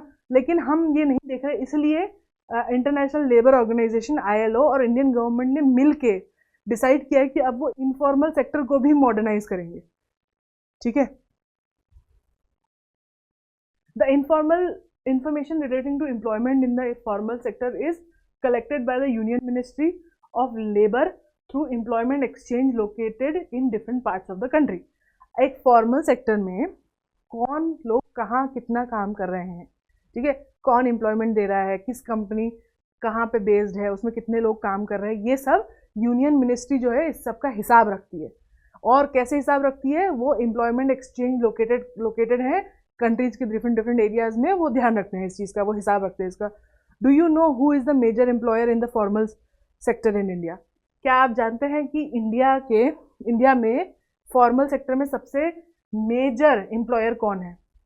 इन 2012 out of 30 million formal sector workers, formal sector में 30 मिलियन जो वर्कर्स थे उसमें से 18 million workers were employed by public sector, means government. मतलब कि ज्यादातर फॉर्मल सेक्टर में जो लोग एम्प्लॉयड थे वो गवर्नमेंट ने एम्प्लॉय किए थे, उसमें भी मेन वर मोर, ज्यादा आदमी एम्प्लॉयड थे एज कम्पेयर टू औरतें कितनी थी? 1/6। मतलब इस 18 मिलियन वर्कर्स में से जो कि फॉर्मल सेक्टर में गवर्नमेंट ने एम्प्लॉय कर रखे हैं, उसमें से सिर्फ 1/6 थी फीमेल थी है। Economists point out that the reform process initiated in 1990s resulted in the decline in the number of workers employed in formal sector. Generally हमने देखा, पहले भी उन्होंने क्या कहा कि ऐसा होता है जब इकोनॉमिक डेवलपमेंट होता है तो इट इज एक्सपेक्टेड कि लोग इनफॉर्मल सेक्टर में से फॉर्मल सेक्टर की तरफ जाएंगे। पर हमने क्या नोटिस किया 1990 के बाद इकोनॉमिस्ट ने इंडिया में, कि जब हमने रिफॉर्म लेके आए तो बजाय के और लोग एम्प्लॉयड हो फॉर्मल सेक्टर में, we started seeing workers reduce, we started seeing decline in the number of people working in formal sector. मतलब अब इनफॉर्मल में ज्यादा लोग काम करने लग गए एज कंपेयर टू फॉर्मल। अब ये इनफॉर्मलाइजेशन हुआ क्यों? ऐसा क्या हुआ जो और ज्यादा लोगों को फॉर्मल सेक्टर में काम करना था पर कम काम करने लग गए? उसका एक एग्जाम्पल उन्होंने दिया है, informalisation in Ahmedabad. Ahmedabad is a very prosperous city, वहाँ पे 60 टेक्सटाइल मिल्स है और वहाँ पे कुछ 1,50,000 वर्कर्स काम करते हैं। ये वर्कर्स जो है वहाँ 1 सेंचुरी से काम कर रहे हैं, ठीक है। तो क्योंकि वो इतने समय से एक टेक्सटाइल इंडस्ट्री वहाँ की फेमस है और इतने टाइम से काम कर रहे हैं, उनका एक सिस्टम बन गया है जिसके कारण कि they had some income security. क्योंकि ये इतने टाइम से चल रहा था वहाँ पर, उनका एक अच्छा सिस्टम बन गया था जिसके तहत उन्हें पता था कि उन्हें इस सेक्टर में तो कपड़े से रिलेटेड काम में तो उनको नौकरी मिल जाएगी और एक अच्छी इनकम मिल जाएगी और रेगुलर इनकम मिल जाएगी। क्योंकि कपड़ा अगेन सीजनल नहीं है ना, पूरे साल बनता रहता है, ठीक है। और सारी इंडस्ट्रीज एक ही जगह पे है तो एक्सपोर्ट वगैरह भी बढ़िया हो रहा था, तो it was a good industry. और ऐसा नहीं है कि 10-15 साल पुरानी हो, 100 साल, 1 सेंचुरी पुरानी इंडस्ट्री थी। दे हैड सिक्योर जॉब्स, उनकी जॉब्स सिक्योरिटी, उनको एक लिविंग वेज मिल रही थी, मतलब क्योंकि सेक्टर अच्छा काम कर रहा था तो इसलिए उनको सैलरी भी अच्छी मिल रही थी, इसलिए वो मतलब लिविंग वेज मतलब क्या, अमाउंट एक सैलरी का जिसमें आप एक अच्छी जिंदगी बिता सकते हैं। उनके पास सोशल सिक्योरिटी भी थी क्योंकि उनके पास स्कीम्स थी, क्योंकि देखो ग्रुप यूनियन, ट्रेड यूनियन क्या होती है? Trade union is just group of people working in the same field, living एक साथ एक ही शहर में, राइट। और इवन शहर छोड़ दो, एक कंट्री में जो साथ में मिलकर डिमांड करते हैं कि अगर आप हमारी डिमांड नहीं पूरी करोगे तो हम काम नहीं करेंगे। तो एक तरीके से क्योंकि वो इतने सालों से वहाँ पे काम कर रहे थे, उनकी एक सिस्टम, सिक्योरिटी सिस्टम बन गया था। स्कीम्स भी थी जो उनको हेल्थ और बुढ़ापे में हेल्प करती थी। उसके अलावा उनके पास स्ट्रॉन्ग ट्रेड यूनियन थी जो उनको रिप्रेजेंट करती थी अगर कोई डिस्प्यूट हो जाए, मतलब कि अगर किसी कारण से किसी बंदे को निकाल दिया जाए या उसको एक्सीडेंट हो जाए उसका और वो काम ना कर पाए, तो इसलिए ट्रेड यूनियन उसको रिप्रेजेंट करती थी, उसको दिलाती थी जो भी the employer should pay to a person who had worked with them और should be working with them, but also ran activities for welfare of workers. तो ये भी नहीं करती थी, पर जो जैसे फॉर एग्जाम्पल कोई वर्कर है वो बीमार हो गया, काम नहीं कर पा रहा है, या उनकी आकस्मिक डेथ हो गई और उनकी फैमिली में अब कमाने वाला कोई नहीं है, तो ये यूनियंस ना उनकी भी मदद करती थी। पर लेकिन क्या हुआ 1980s में टेक्सटाइल इंडस्ट्री एकदम से गिरने लगी and what this led two is shut down of these textile industries. Suddenly ये सारी टेक्सटाइल इंडस्ट्रीज बंद होने लग गई, specially in places like Mumbai. Mumbai में तो सारी की सारी टेक्सटाइल्स एकदम रैपिडली क्लोज हो गई थी। This led to unemployment. लोग थे, काम करना चाहते थे, उनको काम आता भी था, उनकी सिक्योरिटी भी थी, लेकिन just one day things change. वैसे एक और एग्जांपल उसका दे सकते हो कि देखो आजकल बात चल रही है एआई की, कि कैसे AI will take all of the creative jobs. तो इसी तरीके से एम्प्लॉयमेंट होता है। कुछ भी अगर किसी भी फील्ड में सडनली है तो उसकी डिमांड गिर जाती है। जैसे अभी कई सारे बिजनेसेस कोविड में खराब हो गए, बिकॉज उनका उन बिजनेस का डायरेक्ट इम्पैक्ट पड़ा लोगों के ना मिलने से, बिकॉज कोविड में लोग ट्रैवल नहीं कर रहे थे। तो वी हैव सीन कि sudden unemployment in sectors is also possible. तो यहाँ पे थोड़ा अनएम्प्लॉयमेंट की बात करते हैं। In every section of society there will be large number of unemployed. Society के हर सेक्टर में कुछ अनएम्प्लॉयड लोग होते ही हैं। वो अब क्यों अनएम्प्लॉयड होते हैं? या तो वो काम नहीं करना चाहते, या वो काम जो करते थे उसकी कोई वैल्यू नहीं रही, या वो किसी कारण से डिस्प्लेस हो चुके हैं अपने फील्ड से। तो in this situation those who are owing to तो अब वो क्या बोल रहा है, वो आपको डिफाइन करने की कोशिश कर रहा है कि किसे आप अनएम्प्लॉयड, बेरोजगार किसे बोलोगे। जो कह रहा है कि there is lack of work ना होने से उसको या तो काम नहीं, क्योंकि काम है ही नहीं, वो करना चाहता है पर काम है नहीं, फिर इसलिए क्या करता है, वो सीख करता है। मतलब क्या, ही वॉन्ट्स वर्क।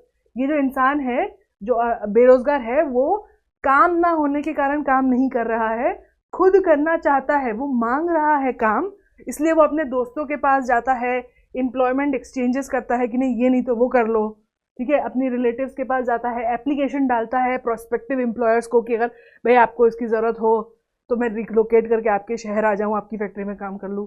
और वो एक्सप्रेस कर रहा है अपनी विलिंगनेस कि मैं काम करना चाहता हूँ, आपके पास अगर काम हो तो जिस भी कंडीशन में आप काम करा रहे हो, जितने भी आप रिन्यूमरेशन दे रहे हो, पैसे दे रहे हो, उसमें मैं काम करने के लिए तैयार हूँ। ये विलिंगनेस वो एक्सप्रेस कर रहा है, लेकिन फिर भी उसके पास काम नहीं है। तो that is what we would call unemployment. There are variety of ways in which we can. तो अब हमको पता है कि भाई कितने लोग काम कर रहे हैं। सो वी नो 100 लोग हैं, तो वी नो कि उसमें से 60 काम कर रहे हैं, 40 काम नहीं कर सकते, कर ही नहीं सकते, ठीक है। तो अब ये 60 में भी मान लो 40 काम कर रहे हैं, 20 जो है वो अनएम्प्लॉयड है, ठीक है। तो अब लेकिन कैसे आइडेंटिफाई करेंगे कि कोई अनएम्प्लॉयड है? हाउ वुड यू आइडेंटिफाई कि वो अनएम्प्लॉयड इसलिए है क्योंकि उसका जिस फील्ड में वो काम करता है वो फील्ड ही नहीं है, वो अनएम्प्लॉयड इसलिए क्योंकि वो नहीं करना चाहता, या उसको सही वेजेस नहीं मिल रही है, या उसको अपने शहर में काम नहीं मिल रहा है, या सोशली कोई प्रॉब्लम है जिस कारण वो नहीं कर पा रहा है। ये पता कैसे चलेगा? So there are variety of ways in which unemployed person can be identified. कैसे आइडेंटिफाई करते हो, कैसे पहचान होती है अनएम्प्लॉयड पर्सन की?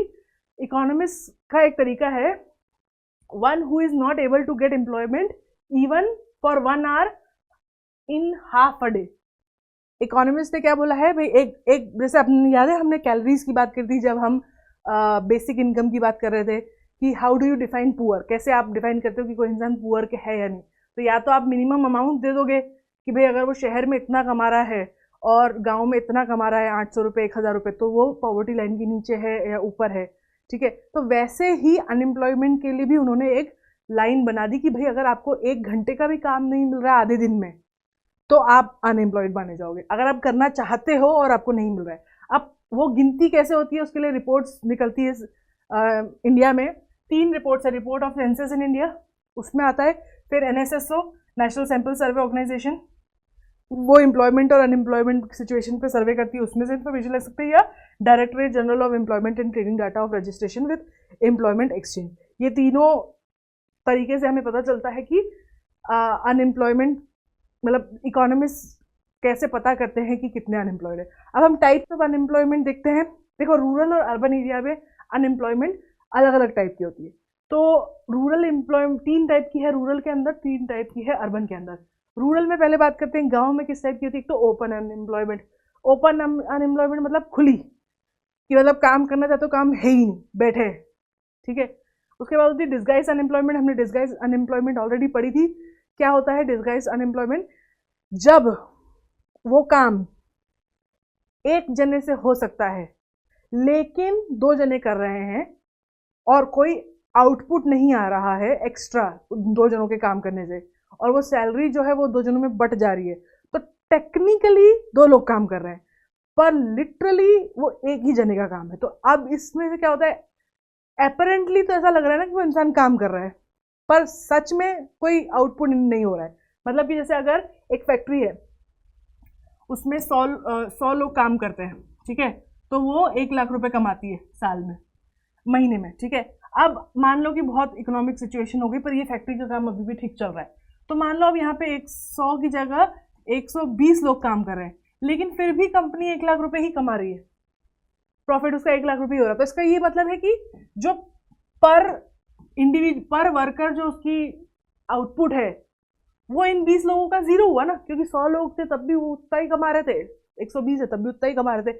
तो डिस्गाइज अनएम्प्लॉयमेंट क्या होती है, जब अपेरेंटली तो ऐसा लगता है कि आप काम कर रहे हो, लेकिन आपका कोई आउटपुट नहीं, और अगर आप वो काम नहीं कर रहे होते तो जो दूसरा इंसान वो काम कर रहा है वो भी उतना ही काम करता, ठीक है। और सीजनल अनएम्प्लॉयमेंट की प्रॉब्लम बहुत ज़्यादा है रूरल एरिया में, क्योंकि फार्मिंग एंड नेचर जो है वो सीजनल होती है। देखो, नेचर पूरा साल भर में चेंज होती रहती है, कभी कुछ उग रहा है, कभी कोई किसी और चीज़ का सीज़न है। तो कई बार ऐसा होता है कि रूरल एरिया में कि अगर कटाई वटाई का कोई काम नहीं है, बोई का, तो फिर बैठे हैं लोग। फिर शहरों में अनएम्प्लॉयमेंट किस टाइप की होती है, industrial unemployment. Industrial unemployment is pretty similar to open unemployment. Difference है, आगे बताती हूँ क्या है। उसके बाद टेक्नोलॉजिकल अनएम्प्लॉयमेंट, की टेक्नोलॉजी के आ जाने से उनकी एम्प्लॉयमेंट, जैसे मैंने बताया एआई के बारे में अभी आपको, कि एआई के आने से कई सारी जॉब्स चली गई, तो उन्हें हम बोल सकते हैं कि क्योंकि मशीनें आ गई, क्योंकि फॉरेन टेक्नोलॉजी आ गई, ठीक है, उसके कारण अब उनकी जॉब की रिक्वायरमेंट, उनकी लेबर की रिक्वायरमेंट नहीं है। और एजुकेटेड अनएम्प्लॉयमेंट, जब इंसान पढ़ा लिखा हो पर उसको उसकी स्किल पे बेस्ड काम नहीं मिल रहा हो। तो थोड़ा सा डिटेल में समझते हैं। हमने डिस्गाइज एम्प्लॉयमेंट ऑलरेडी समझ लिया कि भाई मार्जिनल प्रोडक्टिविटी है ही नहीं, जीरो है ना। Marginal productivity of the labour is zero. Disguise unemployment among veg earners, सबसे ज़्यादा डिस्गाइज एम्प्लॉयमेंट जो होती है ना वो मजदूरों में होती है, क्योंकि आपको नहीं पता कि जितने लोग हैं, जैसे कहीं पे भी बिल्डिंग बन रही है, ठीक है, तो उसमें 10 लोग 20 लोग भी काम कर रहे होते हैं तो भी उतना ही काम होता है, 40 लोग भी काम कर रहे होते हैं तो भी उतना ही काम होता है। और क्योंकि उनके पैसे फिक्स होते हैं कि कितने महीने वाले, तो अगर 40 लोग काम करेंगे तो कम वेज मिलेगा, राइट। तो लेकिन इन मजदूरों में ज़्यादा पॉसिबिलिटी होती है डिस्गाइज अनएम्प्लॉयमेंट की। डिस्गाइज अनएम्प्लॉयमेंट इज इनविजिबल, मतलब दिखता नहीं है, ये सबसे ट्रिकी होती है। It is different from industrial unemployment. Industrial unemployment क्या होती है, ऐसी सिचुएशन जिसमें वर्कर विलिंग है और उसके पास नेसेसरी एबिलिटीज भी है काम करने की, पर yet he does not get work, पर उसे काम नहीं मिल रहा है और रिमेन्स। मतलब क्या, यहाँ पे इंडस्ट्रियल अनएम्प्लॉयमेंट में हम बात कर रहे हैं किस टाइप के एम्प्लॉयमेंट की, फिजिकल वर्क की बात कर रहे हैं, कि इंसान केपेबल है, उसके हाथ पैर सलामत है, हेल्थ सलामत है, वो काम करना चाहता है पर काम है ही नहीं, तो बैठा है पूरे दिन, तो वो इंडस्ट्रियल अनएम्प्लॉयमेंट होती है। उसके बाद सीजनल अनएम्प्लॉयमेंट जो हमने देखा है वो क्या होती है कि जब कोई सीजन नहीं है, तो अर्बन एरिया में यूजुअली सीजन को लेकर होती है, फार्मिंग को लेकर होती है, लेकिन कई बार इंडस्ट्रियल सेक्टर में भी होती है, क्योंकि जैसे फैक्ट्रीज है, वुलन फैक्ट्री हो गई या फिर आइसक्रीम फैक्ट्री हो गई, एग्रीकल्चर हो गया, इन सब चीज़ों में क्या, क्योंकि सीजनल है।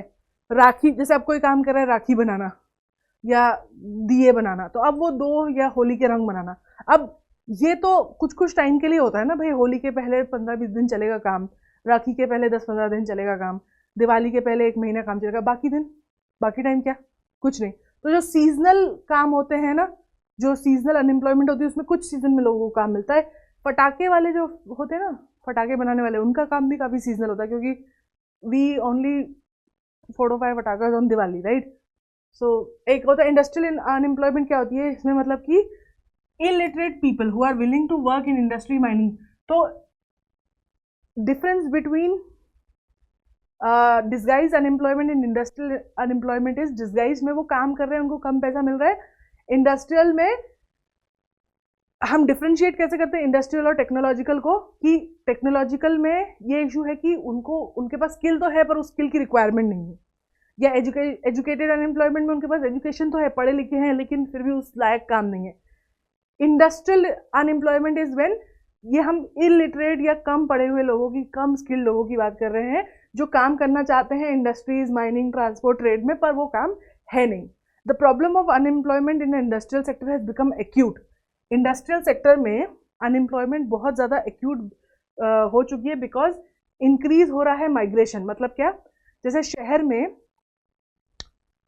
लोग गांव से माइग्रेट होकर आते जा रहे हैं क्योंकि गांव में वर्कफोर्स ज़्यादा है, इतना काम नहीं है, राइट। पर वो सब लोग इकट्ठा होते जा रहे हैं शहर में, पर अर्बन एरियाज में इतना एम्प्लॉयमेंट नहीं है। तो क्या हो रहा है कि अगर आपके पास कम सीट्स हैं, एक इंडस्ट्री में 100 वर्कर की ज़रूरत है लेकिन बाहर 150 वर्कर खड़े हैं, ठीक है, तो आप अगर वहाँ जाके नहीं बोल सकते कि नहीं मैं तो इतने रुपए में काम नहीं करूँगा, मेरे को तो ज़्यादा पैसा चाहिए, वो आपको निकाल के दूसरा ले आएंगे, क्योंकि बाहर 50 लोग और खड़े हैं नौकरी लेने के लिए। So the more number of people are there to work, जितने ज़्यादा लोग हैं काम करने के लिए उतनी कम एम्प्लॉयमेंट है।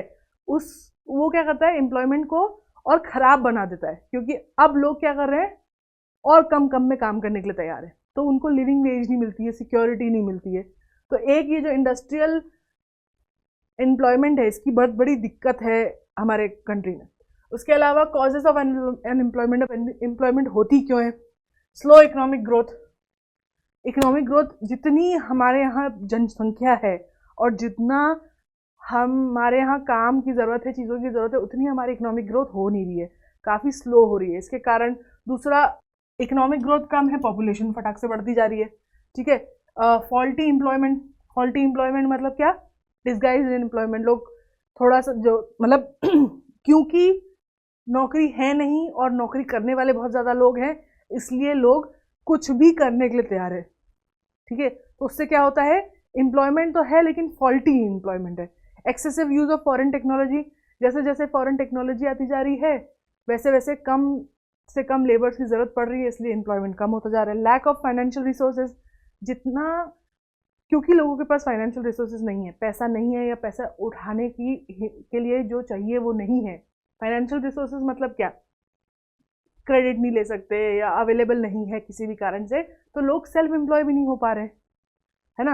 And increase in labour force. और जैसे जैसे पॉपुलेशन बढ़ती जा रही है और एग्रीकल्चर हमारा श्रिंक होते जा रहा है, जैसे जैसे फार्मिंग जो है वो और कैपिटलाइज होती जा रही है, उसमें ज़्यादा कैपिटल की ज़रूरत पड़ रही है, ज़्यादा मशीनरी की ज़रूरत पड़ती जा रही है, वैसे वैसे रूरल एरिया से और ज़्यादा लोग माइग्रेट हो रहे हैं शहर की तरफ, और शहर में तो ऑलरेडी इशू है ही। तो these are all some causes of employment. अब गवर्नमेंट क्या कर रही है अनएम्प्लॉयमेंट को लेकर? कैसे? हमने देखा कि हमारी गवर्नमेंट इंडिया में फॉर्मल सेक्टर का सबसे बड़ा एम्प्लॉयर है, ठीक है। तो लेकिन उसके अलावा भी गवर्नमेंट क्या कर रही है, अब इतनी बड़ी जो इशू है उसको सॉल्व करने के लिए अनएम्प्लॉयमेंट का, सबसे पहले तो उन्होंने 2005 में मनरेगा स्टार्ट किया, ठीक है। वो क्या करता है, 100 दिन प्रॉमिस करता है कि अगर आपको कहीं काम नहीं मिल रहा है तो 100 दिन का गारंटीड वर्क दिया जाएगा, अगर वर्क नहीं दिया जाएगा तो 100 दिन का पैसा दिया जाएगा। ये स्कीम जो है वो सबसे इंपॉर्टेंट मेजर है, गवर्नमेंट ने अडॉप्ट किया है अभी तक के लिए। Since independence, union and state governments have played an important role in generating employment. सरकार ने अभी तक, इंडिपेंडेंस से लेकर अभी तक सबसे ज़्यादा काम किया है, both state and union government ने जनरेट करने के लिए एम्प्लॉयमेंट बाय क्रिएटिंग अपॉर्चुनिटी। दो तरीके की अपॉर्चुनिटी होती है, डायरेक्ट और इनडायरेक्ट। गवर्नमेंट किस तरीके से एम्प्लॉयमेंट पैदा करती है उसके दो तरीके होते हैं। डायरेक्ट एम्प्लॉयमेंट क्या होती है, जब गवर्नमेंट जो है ऐसे बिजनेसेस खोलती है या ऐसे इंस्टीट्यूट्स खोलती है, ऑर्गेनाइजेशन सेक्टर्स खोलती है और वहाँ पे लोगों को डायरेक्टली एम्प्लॉय करती है, ठीक है। तो जैसे उनका एडमिनिस्ट्रेशन हो गया, आईएएस हो गया, डिस्ट्रिक्ट कलेक्टर, डिस्ट्रिक्ट लेवल में जितनी भी क्लरिक जॉब्स होती है वो सब, पुलिस हो गया, सो ऑन।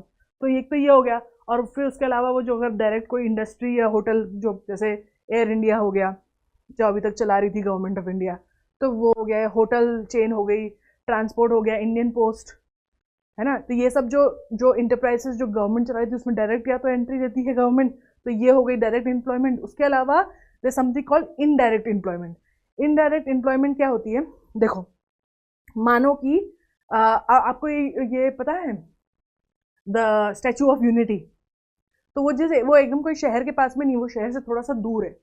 तो अब जब गवर्नमेंट ऐसी कोई स्टैचू ऑफ यूनिटी बनाती है तो उससे क्या होता है, टूरिज्म बढ़ता है। या फिर मान लो कि गवर्नमेंट ने कोई इंडस्ट्री में इन्वेस्ट किया, कि हम जैसे हमने देखा कि टेक्सटाइल इंडस्ट्रीज अच्छी नहीं चल रही है, या मसलिन में इन्वेस्ट किया, क्योंकि muslin used to be a very popular fabric, but अब वो ख़त्म हो गया बिकॉज ब्रिटिशर्स के टाइम से। तो लेट्स से कि गवर्नमेंट री इन्वेंट उसको करना चाहती है, तो गवर्नमेंट क्या करेगी, उसके लिए फैक्ट्री खोलेगी।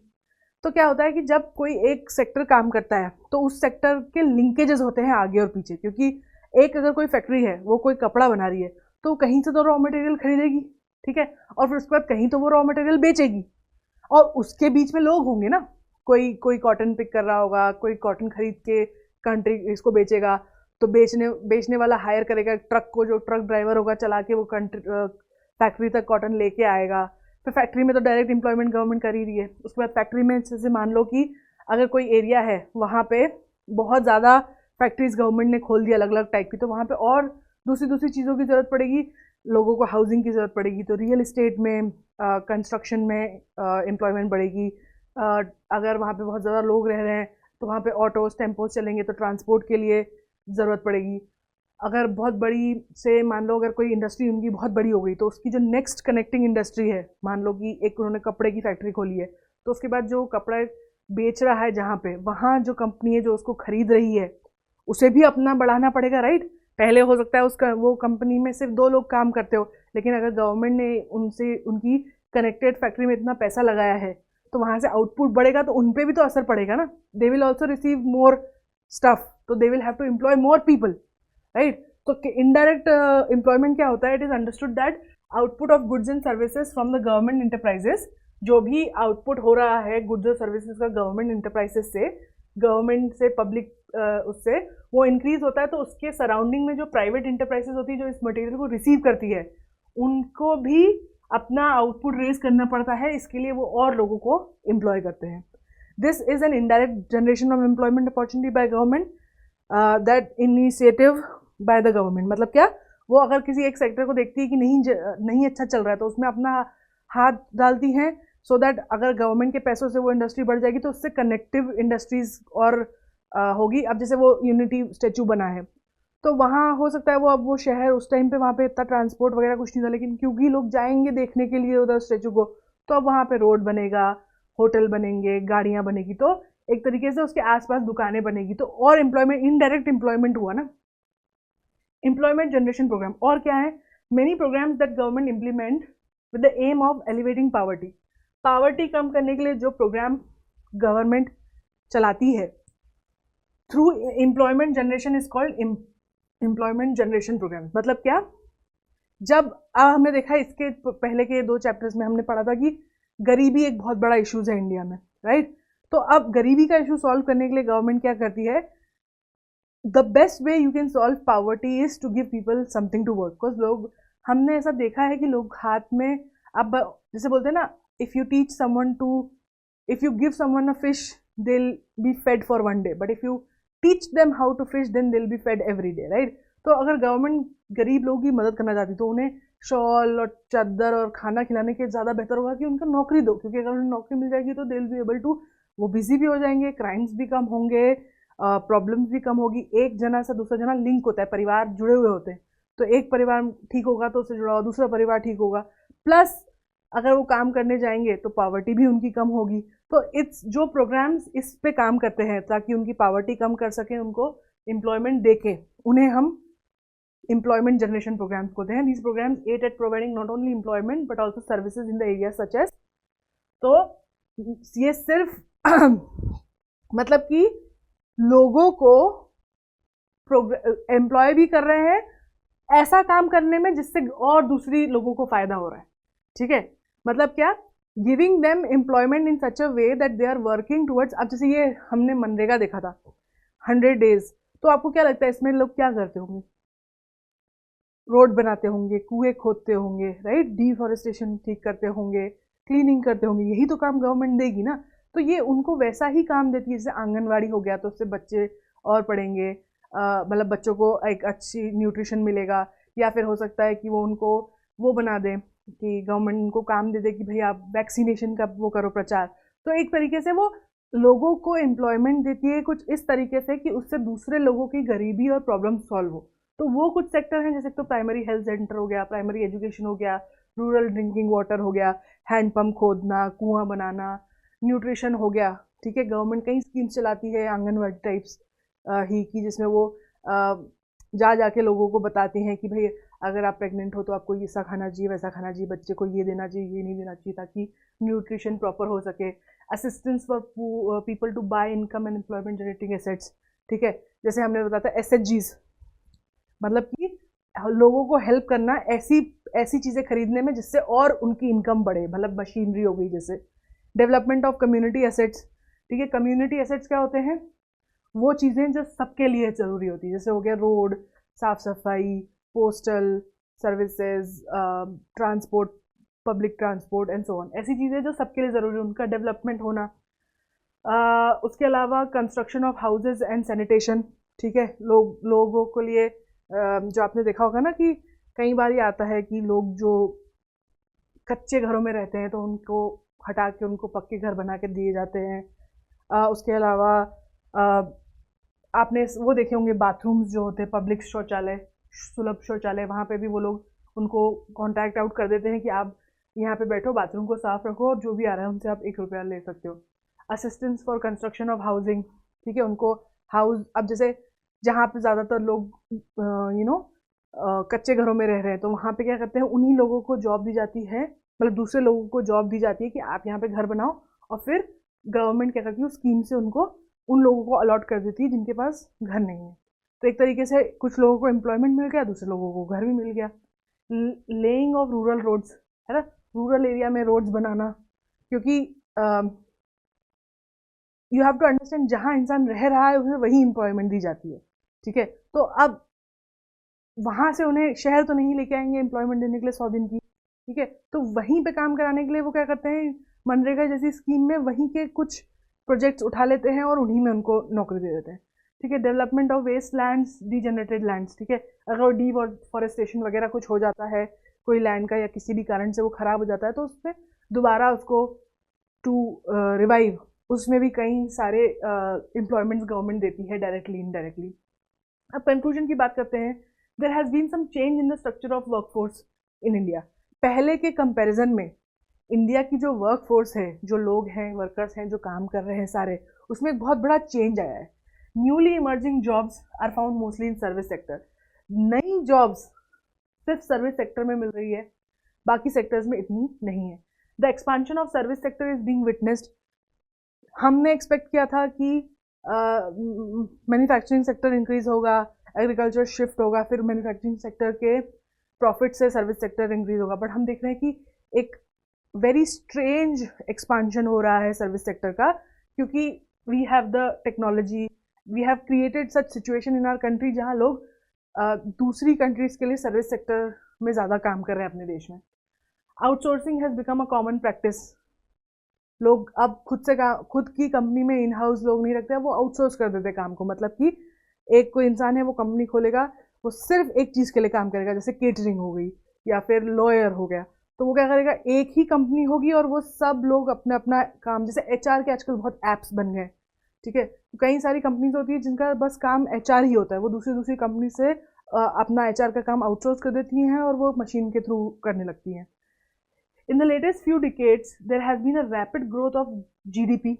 हमने नोटिस किया है कि पिछले डिकेड में जीडीपी तो बहुत खतरनाक तरीके से रैपिडली ग्रोथ हुआ है, लेकिन simultaneous increase in employment opportunity has not been seen. GDP तो काफ़ी बढ़ रहा है, लेकिन उसके साथ साथ जो एम्प्लॉयमेंट बढ़ना चाहिए वो नहीं बढ़ रहा है, जिसे हम जॉबलेस ग्रोथ भी बोलते हैं। This has force the government to take up initiative. इसके कारण गवर्नमेंट को अपने से कुछ इनिशिएटिव लेने पड़ रहे हैं ताकि वो एम्प्लॉयमेंट अपॉर्चुनिटीज जनरेट कर पाए, स्पेशली रूरल एरिया में।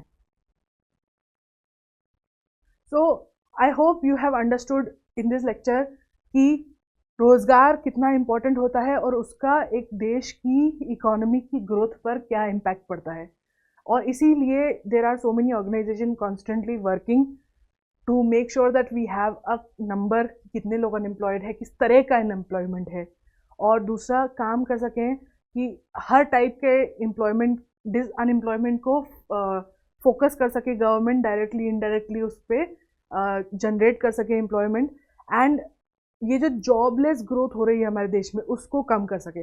ग्रोथ हो रही है, बहुत अच्छी बात है, बट जितने कम लोग एम्प्लॉयड रहेंगे उतना डिफरेंस आता है लोगों में। मतलब अगर कुछ लोग जो एम्प्लॉयड है बहुत अच्छा पैसा कमा रहे हैं वो अमीर हैं और अमीर होते जाएंगे, और जो अनएम्प्लॉयड है वो गरीब है वो और गरीब होते जाएंगे। तो ये जॉबलेस जो ग्रोथ होती है ना, ये एक सोसाइटी में डिवीजन लाती है, उसमें डिस्पैरिटी को और बढ़ाती जाती है। तो इसीलिए it is important for us to understand what is unemployment, what are different kinds of unemployment, and how does it affect the growth of the country. I hope this class was interesting for you. I hope you learned something. If you have any questions regarding this, please write in the comments and I will answer them in the next few classes. Have a nice day. Bye.